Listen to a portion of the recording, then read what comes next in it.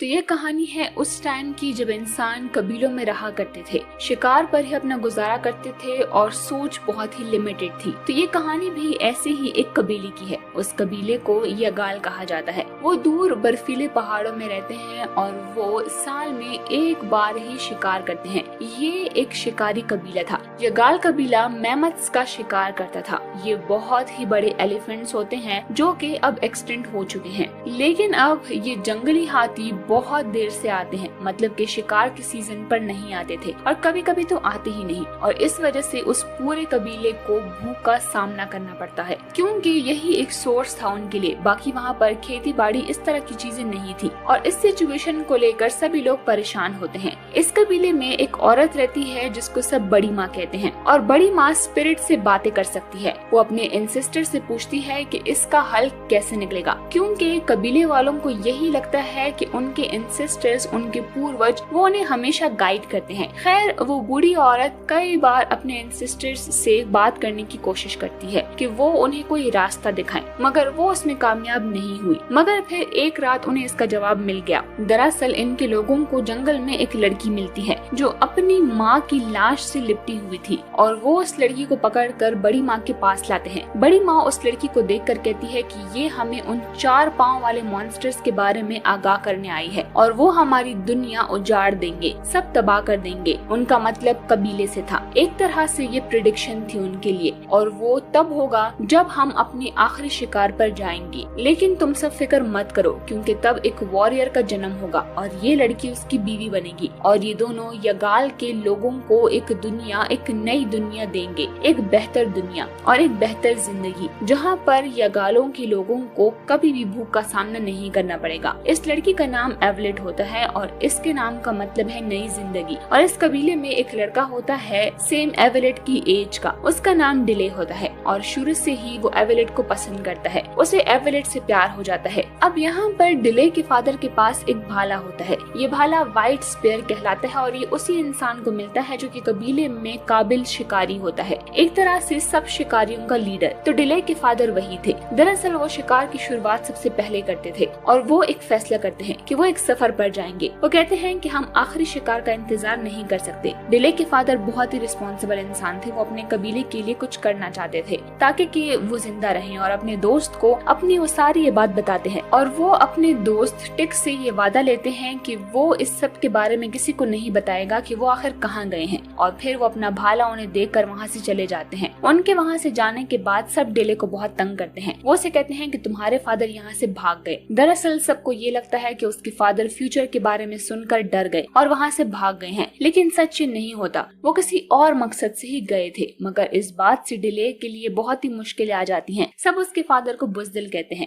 खैर, इस सब की सच्चाई सिर्फ उनके दोस्त टिक को ही पता है, मगर उसने कभी भी किसी को नहीं बताया। वहीं एवलेट उस कबीले में अकेली है और अब डिले भी अकेला पड़ जाता है और इन दोनों की दोस्ती हो जाती है और इन दोनों की दोस्ती प्यार में बदल जाती है। कई साल गुजर जाते हैं, ये दोनों बड़े हो जाते हैं और एक बार फिर से इनके इलाके में मैमथ्स आते हैं और ये आखिरी शिकार का वक्त होता है। बड़ी माँ के मुताबिक आखिरी शिकार पर जब ये लोग जाएंगे तो वहाँ पर 4 पैरों वाले जानवर आएंगे और वो इनको तबाह कर देंगे। शिकार का दिन अब करीब आने वाला था और कबीले वालों ने ये फैसला किया कि जो भी पहले शिकार पर हमला करेगा और उसे मार देगा, उसकी शादी एवलेट से की जाएगी और भाला भी उसे ही मिलेगा। इसी कबीले में करण नाम का एक लड़का भी था जो कि शुरू से ही डिले को पसंद नहीं करता था और अब पूरे कबीले को पता था कि करण ही है जो कि उस मैमथ का शिकार करेगा और एवलेट भी उसे दे दी जाएगी और भाला भी। मगर यहाँ पर एवलेट और डिले एक दूसरे से प्यार बहुत करते हैं। एवलेट डिले से कहती है कि चलो हम यहाँ से भाग जाते हैं, हम शादी कर लेंगे। लेकिन डिले कहता है कि नहीं, मैं भाग नहीं सकता अपने फादर की तरह। मैं किसी भी कीमत पर मनक का शिकार करूंगा और मैं तुम्हें अपने आप से दूर जाने नहीं दूंगा। और इसके बाद ये सब कबीले वाले मनक का शिकार करने के लिए निकल जाते हैं। अब ये मैमथ्स का एक झुंड होता है। पहले वो लोग उन्हें डराते हैं जिससे कि वो एक तरफ भागने लगते हैं और आखिरी मैमथ जो कि सबसे पीछे था, वो सब उस पर एक जाल डालते हैं।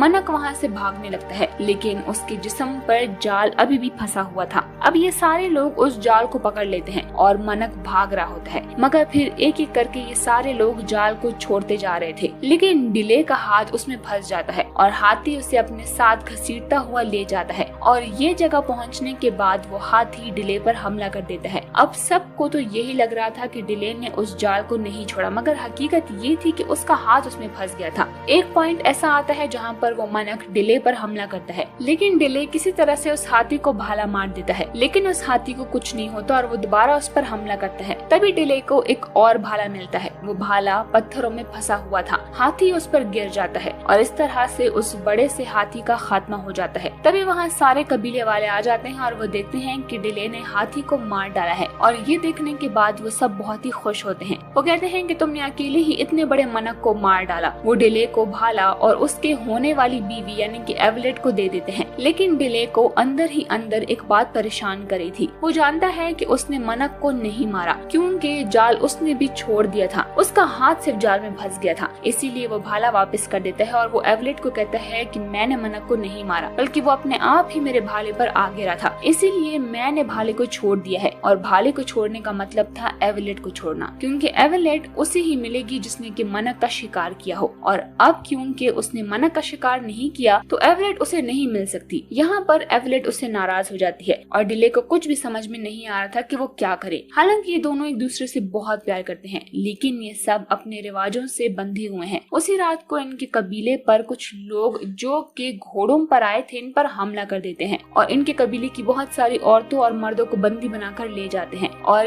ये लोग एवलेट को भी पकड़कर ले जाते हैं, लेकिन डिले और कुछ लोग बच गए थे। डिले कहता है कि मैं अपने लोगों को और एवलेट को बचा कर लाऊंगा, मैं उनके पीछे जाऊंगा। करण कहता है कि उन पहाड़ों से आज तक कोई वापस नहीं आया है। डिले कहता है कि हमला करने वाले भी तो उन्हीं पहाड़ों से आए थे और अब वो फैसला करता है कि वो भी वहाँ पर जाएंगे। ये ऐसा टाइम था जहाँ पर लोग ज्यादा एक्सप्लोर नहीं करते थे, तो इन यगाल कबीले वालों को यही लगता था कि दुनिया बस इन्हीं पहाड़ों में है। और जिस तरह बड़ी माँ ने प्रेडिक्शन की थी कि 4 पैरों वाले राक्षस आएंगे, तो वो यही थे। इसके बाद डिले उनके घोड़ों के पैरों के निशान का पीछा करना शुरू कर देता है। डिले के साथ उसके कबीले के और लोग भी जाते हैं, लेकिन ये सफर इतना आसान नहीं था और वहाँ से अपने लोगों को बचाना और खुद को बचाना बहुत ही मुश्किल था, क्योंकि ये लोग असल में शिकारी हैं ना कि वॉरियर्स। लेकिन डिले और उसके साथी वो किसी भी हाल में अपने लोगों को वापस लाना चाहते थे और कई दिन और रातों का सफर करने के बाद ये इन पहाड़ों के पार पहुंच जाते हैं जहाँ से जमीन शुरू होती है। ये वही जगह होती है जहाँ पर 4 पांव वाले मॉन्स्टर्स ने एवलेट की फैमिली को मार दिया था, मतलब कि कबीले पर ये हमला पहली बार नहीं हुआ था। इसके बाद डिले और उसके तीनों साथी यहाँ से आगे बढ़ते हैं। ये 4 लोग एक जंगल में पहुंच जाते हैं। जंगल में पहुंचने के बाद इन्हें एवलेट और इनके कबीले के बहुत सारे लोग नजर आते हैं जिन्हें उन लोगों ने कैदी बनाया हुआ था और वो इन सब को कहीं ले जा रहे होते हैं। यहाँ पर डिले एवलेट को और अपने कुछ साथियों को छुड़ा लेता है और वो लोग जिन्होंने इन्हें कैदी बनाया होता है वो इन्हें दोबारा से पकड़ लेते हैं और डिले के एक साथी को जख्मी भी कर देता है, मगर डिले इस बार भी बच जाता है। वो लोग उन कैदियों को आगे के सफर पर रवाना करते हैं। इस जंगल में इनका सामना अजीब से जानवरों से भी होता है। अब टिक यानी कि डिले का साथी और उसके फादर का दोस्त वो जख्मी हो गया था अपने लोगों को छुड़ाने की कोशिश में। डिले उसे घसीट कर वहाँ से ले जाता है और आगे जाने के बाद इन्हें भूख लगती है। डिले शिकार करने जाता है, मगर वो एक होल में गिर जाता है। ये किसी ट्रैप की तरह था। वहाँ और भी जानवर फंस गए थे, मगर यहाँ पर एक बहुत ही बड़ा शेर भी फंसा हुआ था। फिर रात में बारिश शुरू हो जाती है और उस गड्ढे में पानी भरने लगता है और अब वो शेर पानी में डूब रहा था, क्योंकि किसी तरह से डिले ने तो खुद को आजाद कर लिया था। लेकिन उससे पहले कि वो पानी में डूबकर मरता, डिले उसे छुड़ा लेता है। डिले उसे कहता है कि मैं तुम्हें एक शर्त पर आजाद करूंगा अगर तुम मुझे नहीं खाओगे। और जब डिले उसे छुड़ाता है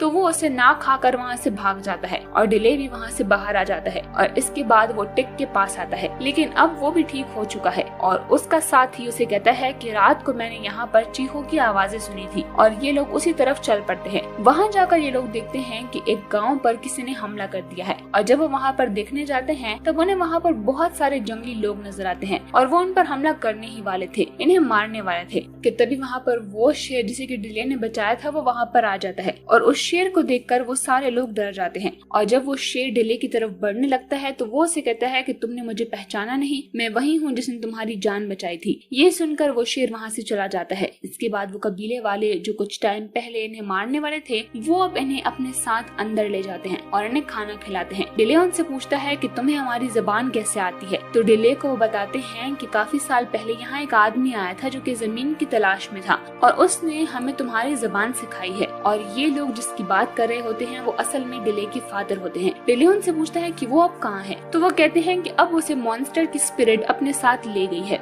यहाँ तक कि इन कबीले के लोगों को भी। अब वो डिले से कहते हैं कि अब तुम हमें वहाँ पर ले जाओगे। डिले कहता है कि मैं ही क्यों? तो वो कहते हैं कि सालों पहले हमें ये पता चला था कि यहाँ पर एक आदमी आएगा जो कि शेर से बात कर सकेगा और वो हमारे कबीले को बचाएगा। और इसके बाद ये लोग आसपास के कबीलों में भी ये मैसेज पहुंचा देते हैं कि शेर से बात करने वाला आ गया है। यहाँ पर डिले के साथ जो टिक होता है वो उसे ये भी बताता है कि तुम्हारे फादर भागे नहीं थे, बल्कि बड़ी माँ की बात सुनने के बाद वो अपने कबीले के लोगों के लिए एक नई जमीन ढूंढने के लिए निकल पड़े थे ताकि हमारे लोग भूख से ना मरे। अब डिले को पता है कि उसके बाबा नहीं भागे थे, मतलब कि वो किसी बुज़दिल इंसान का बेटा नहीं। वो टिक से कहता है कि तुमने मुझे ये बात पहले क्यों नहीं बताई? तो टिक कहता है कि उसके फादर नहीं चाहते थे कि ये बात किसी को पता चले, क्योंकि अगर ये बात किसी को पता चलती तो एक एक करके सभी ये कबीला छोड़कर चले जाते। इसीलिए उन्होंने मुझसे वादा लिया था कि मैं ये बात किसी को ना बताऊं। इसके बाद डिले और बाकी कबीलों के लोग मिलकर देवताओं के पहाड़ की तरफ निकल पड़ते हैं। इससे पहले कि वो उन लोगों तक पहुँचे जिन्होंने डिले के कबीले के लोगों को पकड़ा है, वो एक नदी तक पहुँच जाते हैं, मगर वो लोग एक बोट से नदी को पार करके निकल जाते हैं। डिले और उसके लोग उनका पीछा नहीं कर पा रहे थे क्योंकि उनके पास कोई बोट नहीं थी और अब वो ये फैसला करते हैं कि वो पैदल ही आगे का सफर जारी रखेंगे। लेकिन आगे का सफर आसान नहीं होता। सामने एक मीलों दूर फैला हुआ रेगिस्तान होता है जिसे आज तक कोई भी पार नहीं कर पाया था। लेकिन डिले कहता है कि हम इस रेगिस्तान को पार करेंगे और अपने लोगों को छुड़ा कर लाएंगे। और फिर ये सब लोग रेगिस्तान की तरफ निकल पड़ते हैं। और फिर कई दिनों के सफर के बाद सबको यही लग रहा था कि वो इस रेगिस्तान में मर जाएंगे, यहाँ से निकलने का कोई रास्ता नहीं था। मगर डिले का ध्यान एक सितारे पर जाता है और वो सभी लोग उस सितारे को फॉलो करके आखिरकार उस रेगिस्तान की दूसरी तरफ पहुंच जाते हैं जहां से आज तक कोई इंसान वापस नहीं आया। और ये लोग वहां पर देखते हैं कि वहां पर बहुत बड़े बड़े पिरामिड्स बनाए गए हैं और ये इसीलिए लोगों को गुलाम बनाकर वहां पर ले जाते हैं ताकि वहां इनसे काम लिया जा सके एज अ स्लेव। अब यहाँ पर कहानी में इजिप्ट के पिरामिड्स की तरफ इशारा है कि कैसे इंसानों को गुलाम बनाकर ये बनाए जाते थे। वहाँ पर हजारों गुलाम होते हैं और उनसे ज्यादा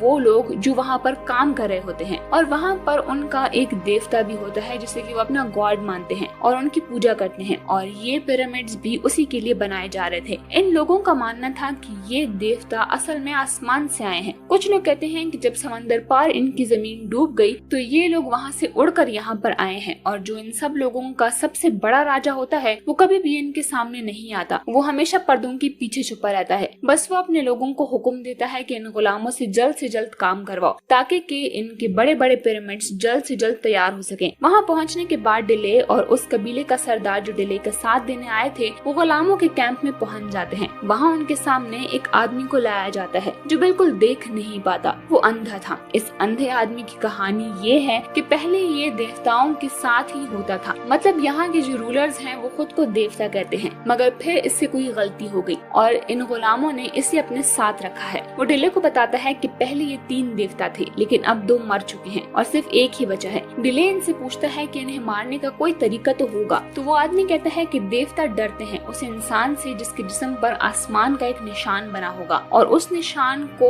उर्वाना कहते हैं। वो आदमी कहता है कि वो इंसान यहाँ के सभी गुलामों को आजाद करवाएगा। फिर वो डिले से पूछता है कि क्या तुम्हारे जिस्म पर कोई ऐसा निशान है? तो डिले कुछ नहीं बोलता और खामोश रहता है। अब डिले उसका साथी अंदर जाते हैं और बाहर उनके बहुत से लोग उनका इंतजार कर रहे थे। डिले को ये भी पता चल जाता है कि अब उसके फादर इस दुनिया में नहीं रहे, इन्होंने उसे मार दिया है। इसके बाद डिले और उसका साथी वहाँ से निकल जाते हैं। वो बाहर अपने लोगों के पास जा रहे होते हैं लेकिन तभी वहाँ के कुछ लोग उन्हें देख लेते हैं और उनके बीच में लड़ाई होती है और इस लड़ाई में टिक मारा जाता है। टिक मरने से पहले डिले को उसके बाबा का वो भाला भी देता है और अब डिले अपने बाबा का, टिक और अपने सभी लोगों का बदला लेना चाहता है। वो सबको यहाँ से छुड़ाना चाहता है। वहीं दूसरे लोग जब अंदर एवलेट को देखते हैं तो उसके हाथों पर जख्म के निशान होते हैं और ये जख्म के निशान इस तरह से होते हैं जिस तरह से आसमान में ऑरेंज बेल्ट होती है। ये स्टार्स का एक ग्रुप था जो कि कुछ अलग तरह से बना हुआ था, मतलब कि एक पैटर्न। और उस निशान को देखने के बाद वो लोग डर जाते हैं और वो उसे अपने देवता के पास ले जाते हैं।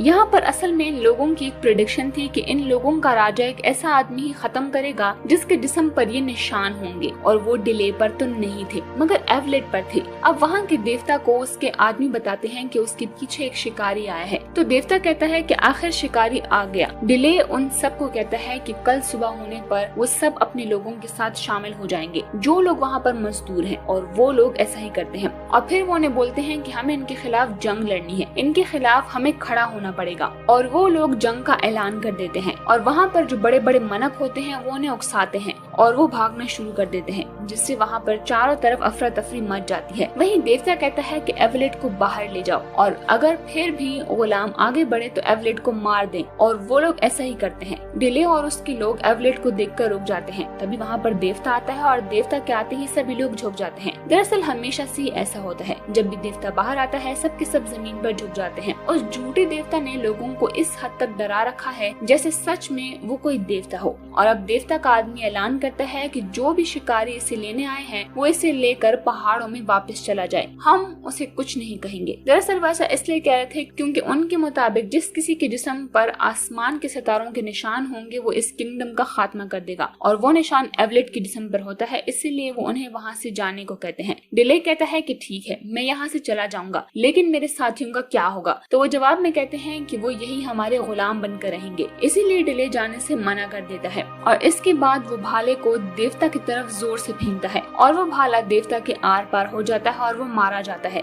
जिस पर कि डिले कहता है कि देख लो तुम सब, ये कोई देवता नहीं है, ये भी हमारी तरह इंसान है और ये भी हमारी तरह मर सकते हैं। और इसके बाद उन सब के बीच एक जंग होती है। इस जंग में डिले के लोग जीत जाते हैं, लेकिन वो आदमी जो कि इन सबको कैदी बनाकर लाया होता है वो एवलेट को एक तीर मारता है, और उस तीर की वजह से एवलेट की मौत हो जाती है। और डिले उस आदमी को जिसने कि एवलेट को तीर मारा होता है उसे मार देता है। अब एवलेट मर चुकी है। डिले ने इस पूरे सफर में करण, टिक और एवलेट को खो दिया, लेकिन बड़ी माँ ने ये सब तो नहीं बताया था। बड़ी माँ जो दूर से इन सबको अपनी पावर से देख रही थी, क्योंकि वो स्पिरिट से बातें कर सकती है, और वो अपनी जान देकर एवलेट की जान वापस ले आती है, और इस तरह से एवलेट की जान बच जाती है। और एंड में अपने इलाकों में जाने से पहले जिन कबीले वालों ने उनकी मदद की थी वो उन्हें कुछ सीड्स देते हैं और डिले को बोलते हैं कि तुम्हारे बाबा चाहते थे कि तुम इनको अपनी जगह ले जाओ, और वो ऐसा ही करते हैं। मतलब अब यगाल कबीले को सिर्फ शिकार पर ही डिपेंड नहीं होना पड़ेगा, बल्कि अब वो खेती बाड़ी भी शुरू करेंगे। डिले ने बहुत से कबीलों को आजाद करवाया और एक झूठे देवता से निजात दिलाई।